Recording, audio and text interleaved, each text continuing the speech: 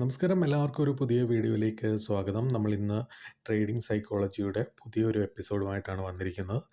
അപ്പോൾ ഈ കഴിഞ്ഞ 2 വീഡിയോസിനും നല്ല റെസ്പോൺസ് കിട്ടുകയുണ്ടായി. പലരും എനിക്ക് വാട്സപ്പിൽ മെസ്സേജ് അയച്ചിരുന്നു. വളരെയധികം താങ്ക്സ് ഉണ്ട്. അപ്പോൾ ഇന്ന് നമ്മൾ ഒരു പുതിയ ടോപ്പിക്കിലേക്ക് കടക്കുകയാണ്. നമ്മൾ കേട്ടിട്ടുണ്ടാവും, അല്ലെങ്കിൽ ചിലരെങ്കിലും എക്സ്പീരിയൻസ് ചെയ്തിട്ടുണ്ടാവും. കാരണം ഈ ട്രേഡിംഗ് പലപ്പോഴും പല ട്രേഡേഴ്സിനെയും ഒരു വലിയ കടക്കണിയിലേക്ക് എത്തിക്കുന്നതായിട്ട് നമ്മൾ കണ്ടിട്ടുണ്ടാവും. അല്ലെങ്കിൽ ചിലരെങ്കിലും എക്സ്പീരിയൻസ് ചെയ്തിട്ടുണ്ടാവും, അല്ലേ? ട്രേഡിംഗ് ചെയ്ത് പണമെല്ലാം നഷ്ടപ്പെട്ടു, അല്ലെങ്കിൽ ട്രേഡിംഗ് ചെയ്തത് കാരണം വലിയ ലോൺസ് എടുക്കേണ്ടി വന്നു, വലിയ ബാധ്യതകൾ ഏറ്റെടുക്കേണ്ടി വന്നു എന്ന കാര്യങ്ങൾ നമ്മൾ പലയിടത്തും കേട്ടിട്ടുണ്ടാവും. അല്ലെങ്കിൽ പല സമയത്തും, അല്ലെങ്കിൽ അങ്ങനെ എക്സ്പീരിയൻസ് ചെയ്തിട്ടുള്ള ആളുകളെ നമ്മൾ കണ്ടിട്ടുണ്ടാവും. എന്തുകൊണ്ടാണ് ഇങ്ങനെ സംഭവിക്കുന്നത്? നമുക്കറിയാം, ഏതൊരു ട്രേഡ് എടുത്തു കഴിഞ്ഞാലും അതിൻ്റെ ലോസ് നിശ്ചയിക്കുവാനുള്ള ഒരു ഫെസിലിറ്റി നമുക്കുണ്ട്, അല്ലേ? ഇപ്പം നിങ്ങൾ ഓർക്കുന്നുണ്ടാവും അതെങ്ങനെ നമുക്കുണ്ടാവുന്നത്.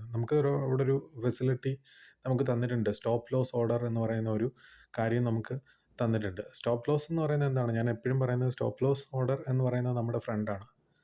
അതെന്താണ് നമ്മളെ സഹായിക്കുന്നത്? അത് നമ്മളെ സഹായിക്കുന്നതെന്ന് പറഞ്ഞു കഴിഞ്ഞാൽ, നമുക്ക് മാക്സിമം ലോസിൽ നിന്ന്, അതായത് നമുക്ക് താങ്ങാൻ കഴിയുന്ന ഒരു ലോസിൽ നമുക്ക് ആ ട്രേഡിൽ നിന്ന് എക്സിറ്റ് ചെയ്യാൻ നമ്മളെ സഹായിക്കുന്നതാണ് സ്റ്റോപ്പ് ലോസ് ഓർഡർ എന്ന് പറയുന്നത്. നമ്മളെ ഒരു വലിയ അപകടത്തിൽ നിന്ന് രക്ഷിക്കുന്ന ആരാണോ അവരല്ലേ നമ്മളുടെ സുഹൃത്തെന്ന് പറയുന്നത്, അല്ലേ? അപ്പം അങ്ങനെ പറയുകയാണെങ്കിൽ നമ്മളെ സംബന്ധിച്ച് സ്റ്റോപ്പ് ലോസ് ഓർഡർ എന്ന് പറയുന്നത് നമ്മളുടെ ഫ്രണ്ടാണ്. പലരും സ്റ്റോപ്പ് ലോസ് ഹിറ്റ് ചെയ്തു എന്ന് പറയുന്നത് കരയുന്ന കേൾക്കാം. പക്ഷേ അങ്ങനെയാണോ? നമ്മൾ സ്റ്റോപ്പ് ലോസ് ഹിറ്റ് ചെയ്തു എന്ന് പറയുമ്പോൾ നമ്മൾ സന്തോഷിക്കുകയാണ് വേണ്ടുന്നത്. എന്തുകൊണ്ട് സന്തോഷിക്കണം? കാരണം ആ സ്റ്റോപ്പ് ലോസ് ഓർഡർ എന്ന് പറയുന്നത് നമ്മളെ ഒരു വലിയ നഷ്ടത്തിൽ നിന്ന് രക്ഷിക്കുന്ന ഒന്നാണ്.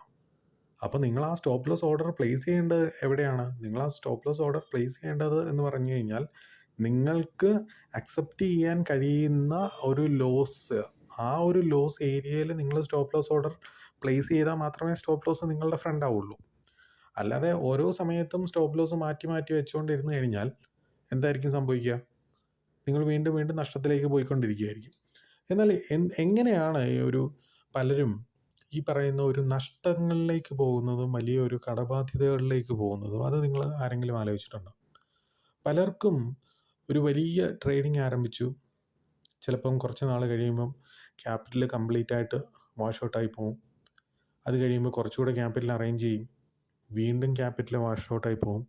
അപ്പോൾ ഈ പോയ നഷ്ടങ്ങളെല്ലാം നികത്താൻ വേണ്ടിയിട്ട് വേറെ കുറച്ച് ഫണ്ട് കൊണ്ടുവരും. എന്നിട്ട് വീണ്ടും ഇത് വാഷ് ഔട്ടായി പോകും. ഇതിൻ്റെ ഒരു റിയലൈസേഷൻ ഉണ്ടാവുന്നത് എപ്പോഴാണെന്ന് വെച്ച് കഴിഞ്ഞാൽ, ആ സമയത്തൊക്കെ കുറച്ചുകൂടെ ഫണ്ട് ഇട്ടിട്ട് പോയതെല്ലാം തിരിച്ചു പിടിക്കാം എന്നൊരു മൈൻഡിലായിരിക്കും ചെയ്യുന്നത്. എന്നാൽ ഇതിൻ്റെ ഒരു റിയലൈസേഷൻ നിങ്ങൾക്കുണ്ടാവുന്നത്, നിങ്ങളൊരു വലിയ നഷ്ടം, നിങ്ങളുടെ പ്രോഫിറ്റ് ആൻഡ് ലോസ് സ്റ്റേറ്റ്മെൻറ്റ് എടുത്ത് നോക്കുമ്പോൾ നിങ്ങൾക്കൊരു വലിയ നഷ്ടം ഉണ്ടാവുന്ന സമയത്ത് മാത്രമായിരിക്കും നിങ്ങളിത് മനസ്സിലാക്കുന്നത്.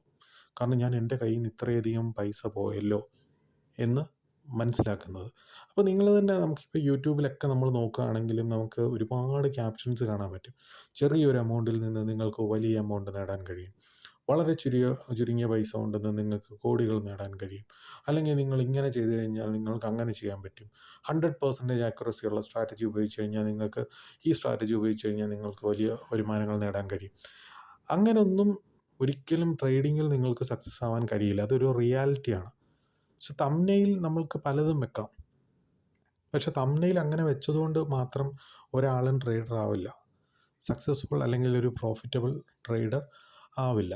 ഇനിയും എന്തൊക്കെയാണ് ഇങ്ങനെ ഒരു വലിയ ഡെപ്റ്റിലേക്ക് പോകാൻ, അല്ലെങ്കിൽ വലിയൊരു കടത്തിലേക്ക് നമ്മളെ നയിക്കുന്ന കാര്യങ്ങൾ എന്തൊക്കെയാണെന്ന് നമുക്കൊന്ന് നോക്കാം. അതിലൊന്നാമത്തെ കാര്യം എന്ന് പറയുന്നത്, ഇപ്പോൾ ഒരു സാലറീഡ് ആയിട്ടുള്ള ഒരാളാണ് എന്നുണ്ടെങ്കിൽ, ഇപ്പം മന്ത്ലി ഒരു സ്ഥിര വരുമാനമുള്ള, അതായത് ഒരു ജോലിയിലുള്ള ഒരാളാണ് എന്നുണ്ടെങ്കിൽ, ഇപ്പം ജോലി ചെയ്യുന്ന ആളുകൾ, ഒരുവിധപ്പെട്ട ആളുകളൊക്കെ ട്രേഡ് ചെയ്യാറുണ്ട്. കാരണം ഒരു അഡീഷണൽ ഇൻകം എന്നുള്ള രീതിയിൽ അവർ വന്ന് ട്രേഡ് ചെയ്യാറുണ്ട്. അപ്പോൾ അവരെ സംബന്ധിച്ച് പറയുകയാണെങ്കിൽ അവർക്ക് ഈസി ആയിട്ട് പേഴ്സണൽ ലോൺ കിട്ടും, അല്ലേ?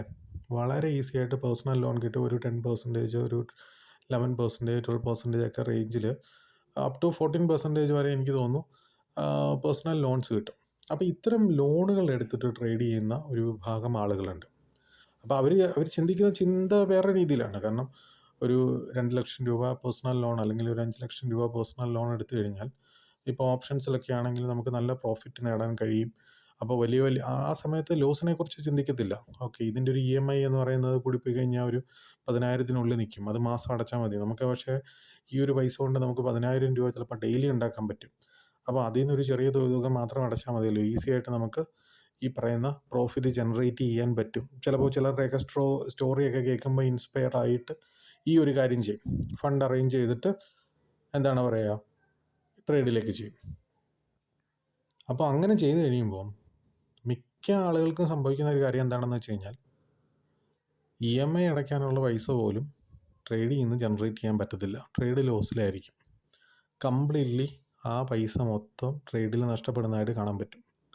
അങ്ങനെ സംഭവിക്കുമ്പോൾ എന്തായിരിക്കും ചെയ്യുക? നിങ്ങളുടെ സാലറിയുടെ ഒരു എമൗണ്ട് എടുത്തിട്ട് നിങ്ങൾക്ക് ഈ പറയുന്ന പേഴ്സണൽ ലോൺ അടയ്ക്കേണ്ട ഒരവസ്ഥയിലേക്ക് എത്തും.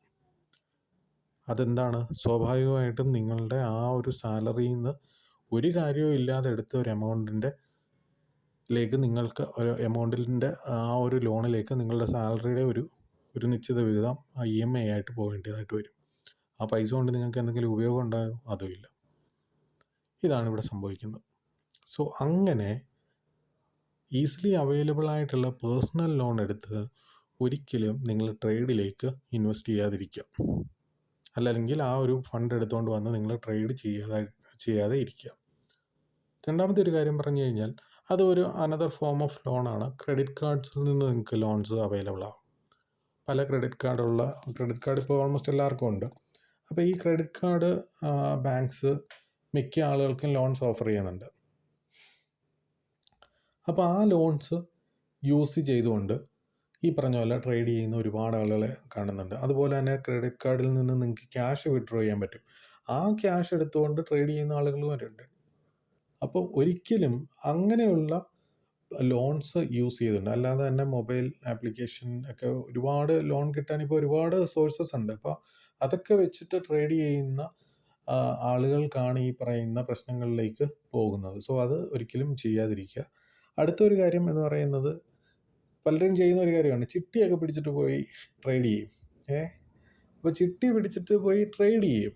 ആ ഒരു എമൗണ്ട് ഈ പറയുന്ന ഓപ്ഷൻസ് ട്രേഡിങ്ങിലേക്കും ഇൻട്രാഡേയിലും ഒക്കെ കൊണ്ടുവന്നിട്ട് ട്രേഡ് ചെയ്യാൻ ശ്രമിക്കുന്നുണ്ട്. അപ്പോൾ അതൊക്കെ ഒരിക്കലും അക്സെപ്റ്റ് ചെയ്യാൻ കഴിയാത്ത കാര്യങ്ങളാണ്. അതൊരിക്കലും ചെയ്യാൻ ട്രേഡിങ്ങിൻ്റെ ബേസിക് ആയിട്ടുള്ള റൂൾസിന് എഗെയിൻസ്റ്റ് ആണ് ഈ പറയുന്ന കാര്യങ്ങളൊക്കെ. അങ്ങനെയൊക്കെ ചെയ്ത് കഴിഞ്ഞാൽ നമ്മൾ നഷ്ടത്തിലേക്കായിരിക്കും പോകുന്നത്. നമ്മൾ വളരെയധികം എന്താണ് പറയുക, ഒരു വലിയ ഫിനാൻഷ്യൽ റിസ്ക് ആണ് നമ്മൾ എടുക്കുന്നത്. അങ്ങനെ ഒരു റിസ്ക് എടുക്കുക എന്ന് പറയുന്നത് ഒട്ടും ഫീസിബിളായിട്ടുള്ളൊരു കാര്യമല്ല. പിന്നെ അടുത്തൊരു കാര്യം എന്താണെന്ന് വെച്ച് കഴിഞ്ഞാൽ പ്ലെഡ്ജിങ് ആണ്.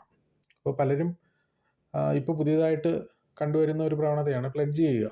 അപ്പോൾ പ്ലെഡ്ജ് ചെയ്യുക എന്ന് പറയുന്നത് അതൊന്ന് ആലോചിച്ച് നോക്കിയാൽ മതി. എന്താണ് ഈ പ്ലെഡ്ജ് ചെയ്യുക എന്ന് പറയുന്നത്? നമ്മളുടെ കയ്യിലുള്ള സ്റ്റോക്സ് പ്ലെഡ്ജ് ചെയ്തിട്ടാണ് നമ്മൾ ഫണ്ട് അറേഞ്ച് ചെയ്യുന്നത്. അപ്പോൾ അതിനൊരു ഇൻട്രസ്റ്റ് നമ്മൾ കൊടുക്കേണ്ടതായിട്ട് വരുന്നുണ്ട്. സോ ഇതിൽ നിന്നും വ്യത്യസ്തമായിട്ടുള്ള ഒരു കാര്യമൊന്നും അല്ല അത്. സോ ഇങ്ങനെയൊക്കെ ഇത്തരം സോഴ്സുകളിലൂടെ പൈസ അറേഞ്ച് ചെയ്ത് ഈ പറയുന്ന ഓപ്ഷൻസ് ട്രേഡിങ്ങും കാര്യങ്ങളും ഒക്കെ ചെയ്യുന്നവർക്കാണ് ഈ പറയുന്ന ഒരു വലിയ നഷ്ടത്തിലേക്ക് പോകുന്ന ഒരവസ്ഥയിലേക്ക് ഉണ്ടാവുന്നത്. ഇപ്പോൾ നമ്മൾ ട്രേഡിങ്ങിലേക്ക് ക്യാപിറ്റൽ കൊണ്ടുവരണം എന്നുണ്ടെങ്കിൽ നമ്മൾ ചെയ്യേണ്ട ഒരു കാര്യം എന്ന് പറഞ്ഞു കഴിഞ്ഞാൽ നമുക്ക് ഇമ്മീഡിയറ്റായിട്ട് ആവശ്യമില്ലാത്ത കുറച്ച് ഫണ്ട് അതും കൊണ്ട് നമ്മൾ ട്രേഡിങ്ങിലേക്ക് ഇറങ്ങുക.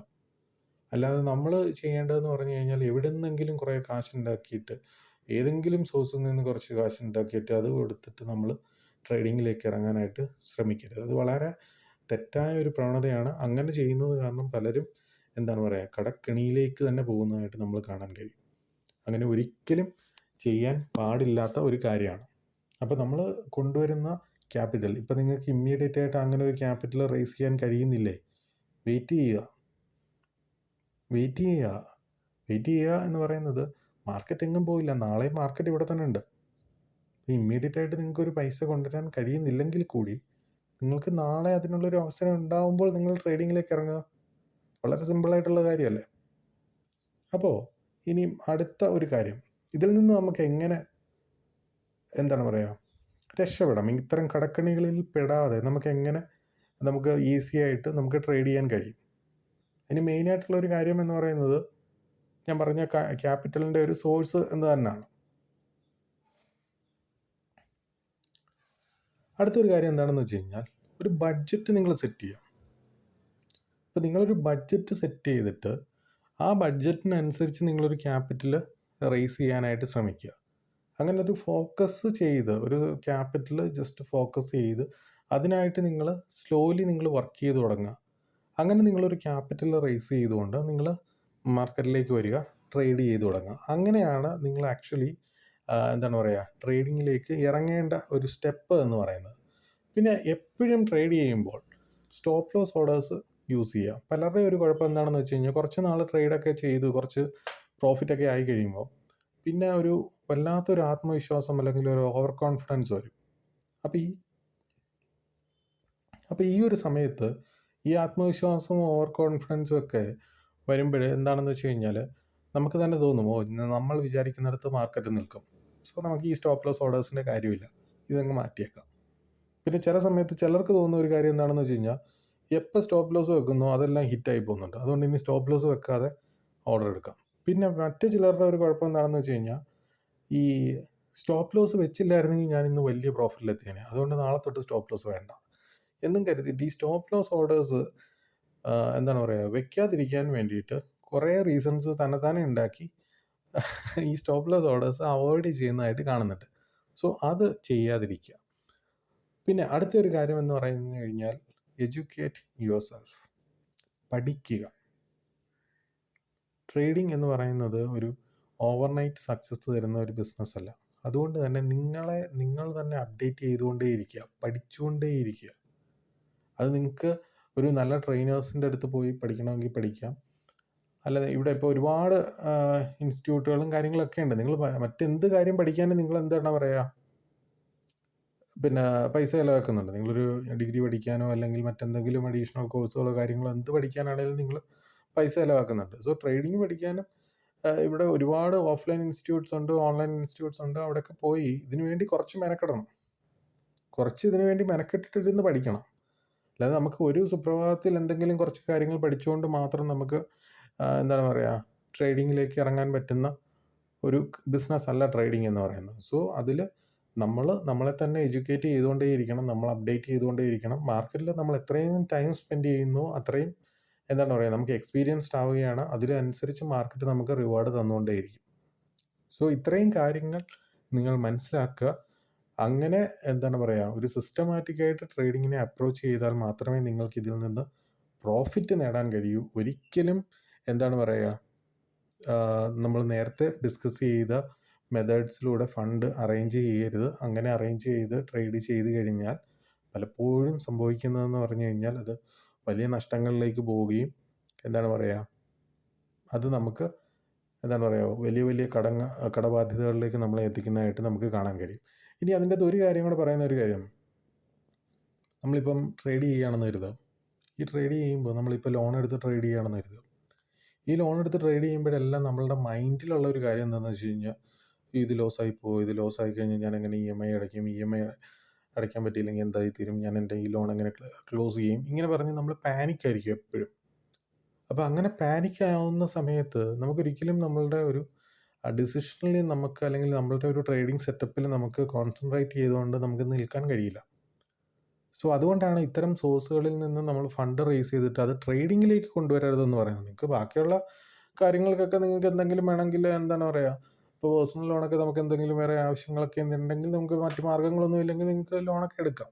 അതൊക്കെ ഓരോരുത്തരുടെ പേഴ്സണൽ കാര്യങ്ങൾ. പക്ഷേ ട്രേഡിങ്ങിലേക്ക് കൊണ്ടുവരുമ്പോൾ അത് നമ്മൾ വളരെയധികം ശ്രദ്ധിക്കേണ്ട കാര്യമാണ്. സോ ഇന്നത്തെ വീഡിയോ നിങ്ങൾക്ക് എല്ലാവർക്കും ഇഷ്ടപ്പെട്ടു എന്ന് കരുതുന്നു. മറ്റൊരു വീഡിയോ ആയിട്ട് വീണ്ടും കാണാം. Till then bye, thank you.